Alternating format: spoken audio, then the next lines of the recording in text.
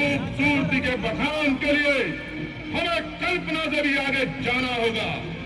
भगवान शंकर के पाप ब्रह्म अंश इस मुनि के नाती असुर सम्राट जब विजेता त्रिलोकी नाथ और अपने आप के भगवान से बढ़कर मानने वाले रावण के लिए शिव का वरदान है यह लंका। शस्त्रों से सुसज्जित इसकी हर प्राचीर शत्रु के हौसले प्राप्त कर देती है।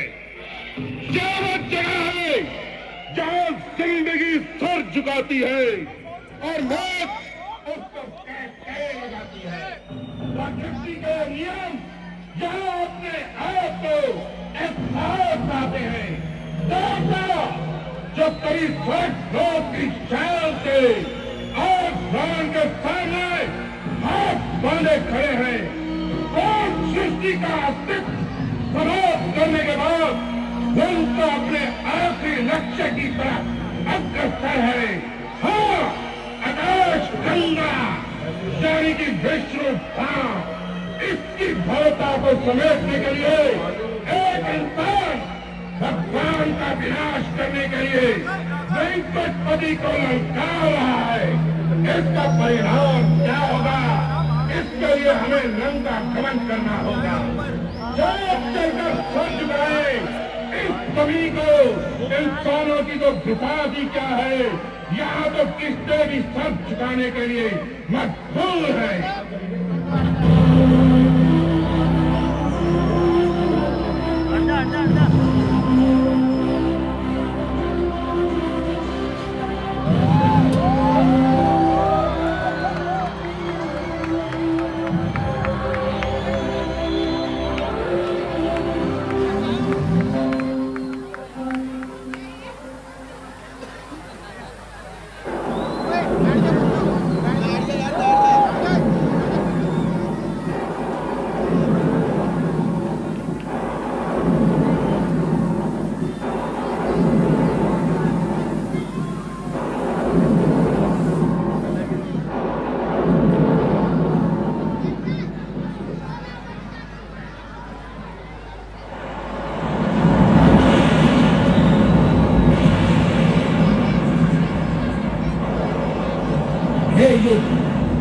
मैं तेरे सामने नतमस्तक होने पर अपना भाग्य मानता हूं।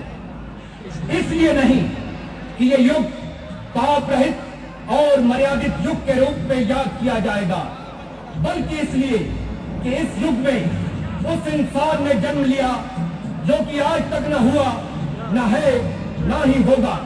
न भूतो, न वर्तमान, न भविष्यतो। शक्तिशाली, बलशाली, विक्रमभक्त, लंका का गौरव, रावण पुत्र, इंद्रजीत मेघनाद, ब्रह्मा, महादेव, श्रीहरि की दी हुई अभेद शक्तियों से सुसज्जित रावण का यह पुत्र अपराजित और अजय है। इसका एक ही लक्ष्य है, एक ही इरादा है, एक ही अरमान है, अपने पिता को इंसान से भगवान बनाना। चाहे उस वैकुंठ को प्राप्त करने के लिए वैकुंठ की हर सीढ़ी इसके रक्त से लाल हो जाए। मतलब कि आकाश गंगा के ताज के लिए अपने प्राणों की आहुति इसके लिए तुच्छ है। वही सर्वशक्तिमान युवराज इंद्रजीत मेघनाद दबाव में आ रहे हैं।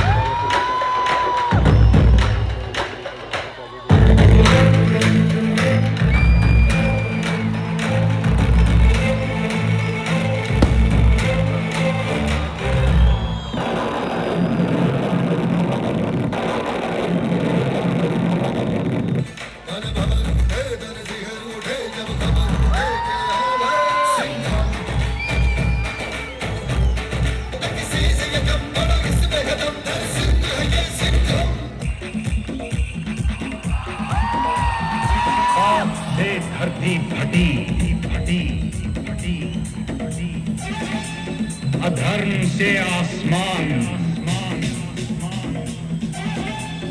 अत्याचार से कांपी इंसानियत, राज कर रहे हैवान। जिनकी होगी ताकत अपूर्व, जिनका होगा निशाना अभेद, जो करेंगे इनका सर्वनाश, वो कहलाएंगे त्रिदेव।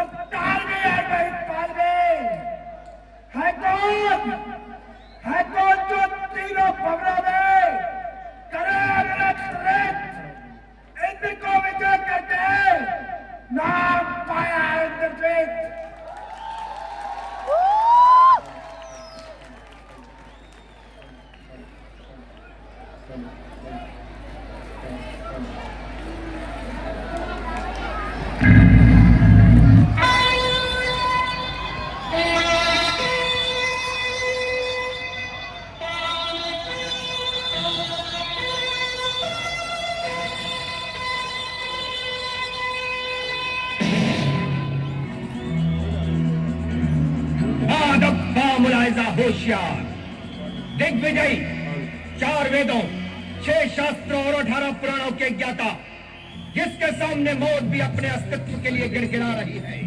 देवता अपनी मर्यादा को बचाने के लिए आंसू बहा रहे हैं। उसके अत्याचारों से सृष्टि सहम गई है। त्रिदेव भी उसके सामने मजबूर है। हर शक्ति उसके सामने क्षीण पड़ती जा रही है। अपनी बेपनाह शक्तियों के मद में चूर असुर सम्राट एक ना होने वाले जघन्य अपराध को अपना अंतिम विजय अभियान मानकर नारायण वध करने की ठान चुका है। देखें इसका क्या हश्र होता है।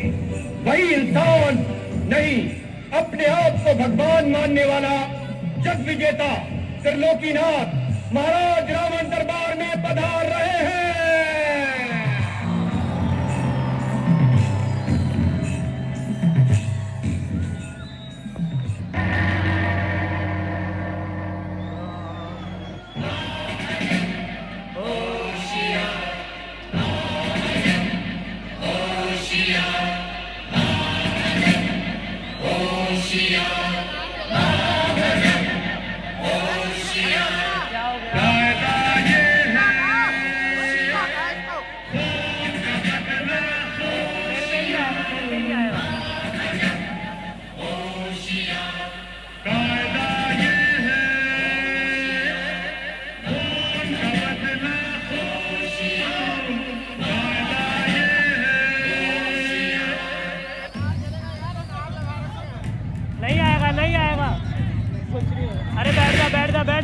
बैठ जा।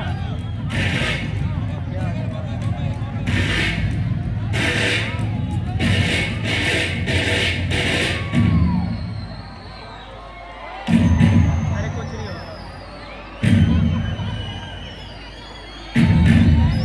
इधर बैठ।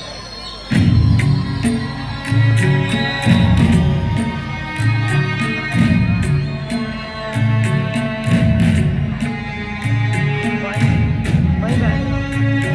वहीं बैठ, वहीं बैठ।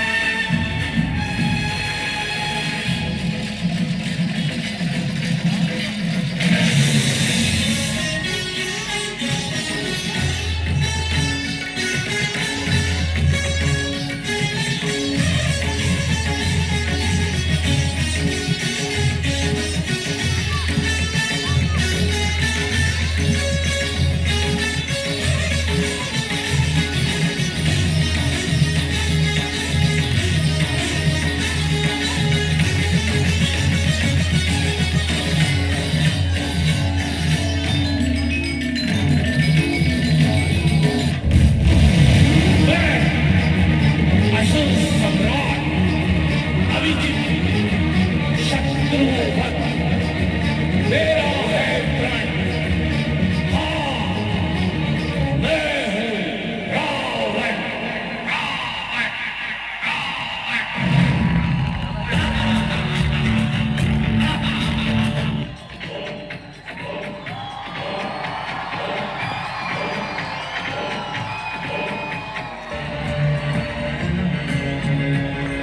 जटाटवी गलज्जल प्रवाह पावितस्थलेन्द्रयेवलम्बिताम्बुजं तुङ्गमालिकाम् डमट्टमट्टमट्टमन्निनादभट्टमर्वयं चकार चण्डताण्डवं तनोतु नः शिवः शिवम्। ॐ नमः शिवाय। ॐ नमः शिवाय। जी हाँ, मैं हूँ खलनायक।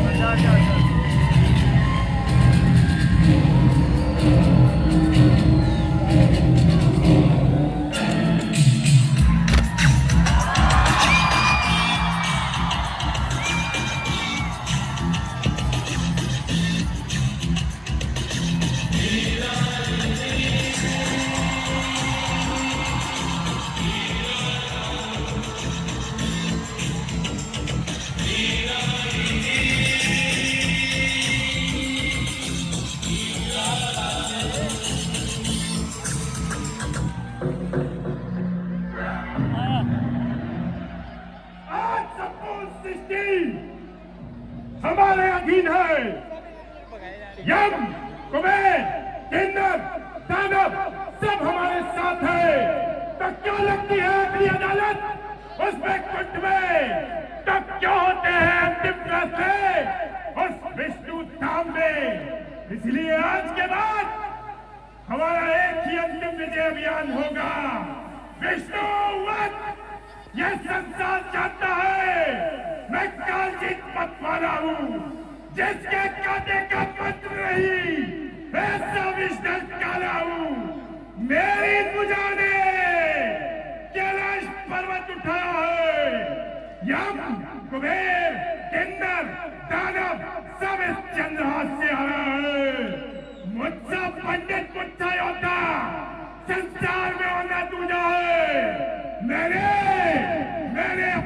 शीश काट काट शिव शंकर को पूजा।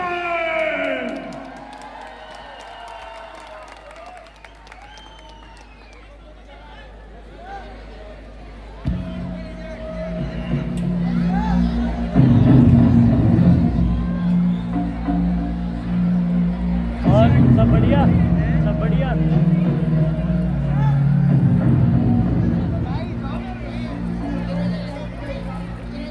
हमने तीनों लोकों पर विजय प्राप्त की,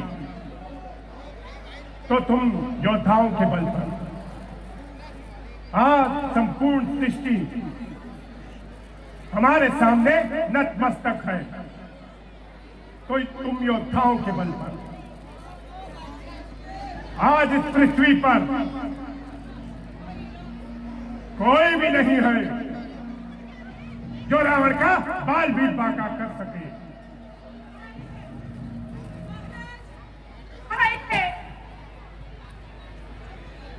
चूप नखा, क्या हुआ तुझे?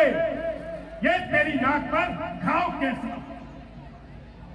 महाराज, ये घाव नहीं, आपकी बहन की नाक पर वार किया गया है। आपके जन्मस्थान को उजाड़ दिया गया है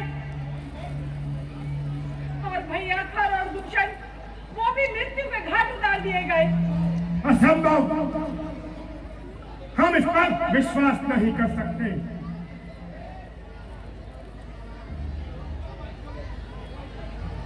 समाधान महाराज। अकम्पन, बताओ क्या बात है? ये सत्य है महाराज। खर और दूषण का पूरी सेना सहित ये ध्वंस कर दिया गया है।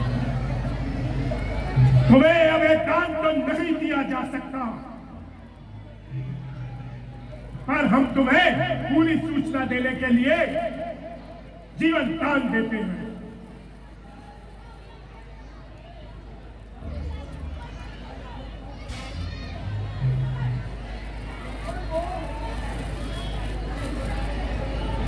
क्या ये देवताओं का षड्यंत्र है? देवताओं का षड्यंत्र? अभी तो देवताओं में इतनी शक्ति नहीं कि रावण के विरुद्ध कोई कार्य करे। हमारे सामने तो सभी देवता नतमस्तक हैं, परंतु प्रदाश्रय, उन्होंने खर का वध करके हमारी वीरता को नकारा है। हमें विचार करना होगा। उन्होंने हमारी शक्ति को ललकारा है। इसके पीछे उनका क्या उद्देश्य है? शूर्पणखा, तू वहां करने क्या गई थी? महाराज, आज जब मैं वन विहार करते हुए पंचवटी के पास पहुंची तो मैंने एक मनमोहिनी स्त्री देखी। उसका रूप ऐसा कि देखो तो बस देखते ही रह जाओ। मैंने सोचा कि उसका स्थान यहाँ वनों में नहीं बल्कि मेरे भाई के महल में है। जब मैंने उसे उठाने की कोशिश की तो उसके साथ आए दो युवकों ने मेरी ये दशा कर दी। मुझे अपनी दशा बल्ला जाती है भैया। मेरे हृदय में अपमान की ज्वाला भड़क रही है। उन्होंने आपकी बहन की नाक काटकर आपको चुनौती भेजी है। यदि आप में मान सम्मान है तो आप उनकी स्त्री को मेरे हवाले कीजिए। मैं उसे स्वयं दान दूंगी। बहना, वो काटे नाक तेरी और जीते रहे जमाने में कजाए बीसों भुजा मेरी। धिक्कार है शस्त्र उठाने में। चाहे जो भी हो, उन्होंने अपनी मृत्यु का आभान कर लिया है। महाराज, बिना किसी कारण कोई किसी का अंत नहीं करता। भैया विभीषण, यदि आप मेरे अपमान का बदला नहीं लेना चाहते ना तो लो,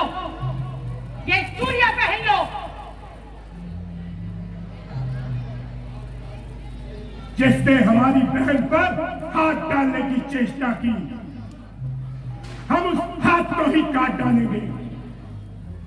नाना, विभीषण, शूर्पणखा, मेघनाद के अतिरिक्त एकांत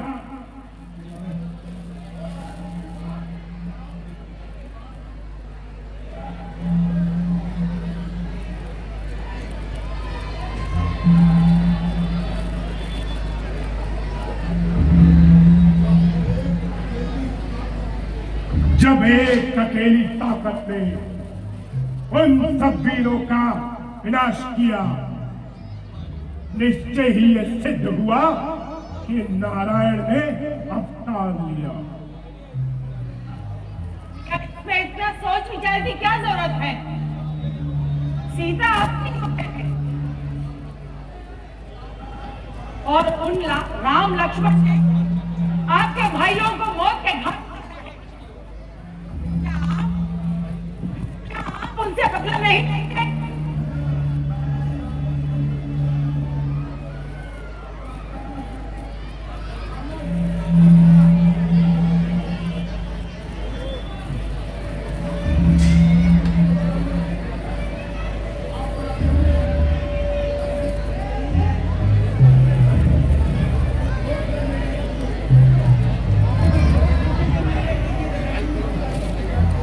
भैया, नीति कहती है दुश्मन को कभी तुच्छ नहीं समझना चाहिए।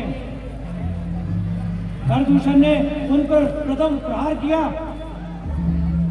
वो साधारण मानव नहीं हो सकते। अरे आप तो जन्म से ही कायर हो। पता नहीं आपने ऐसा कौन सा पुण्य कार्य किया जो महाराज रावण के भाई होने का सौभाग्य आपको प्राप्त हुआ। मैं चाहती हूँ कि आप सीता का हरण कीजिए।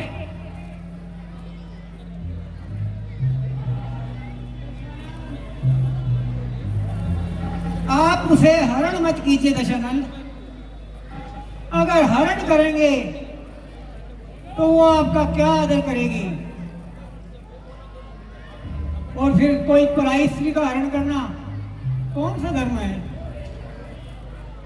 और एक पराई स्त्री का अंत छेद करना, ये गाजर से प्रेम नहीं है जो शत्रु का वार उसके अनुसार दे। बिल्कुल ठीक, हम इंद्रजीत की बात से सहमत हैं। उसने हमारी बहन की नाक काटी है, हम उसकी स्त्री का हरण करेंगे। एकांत,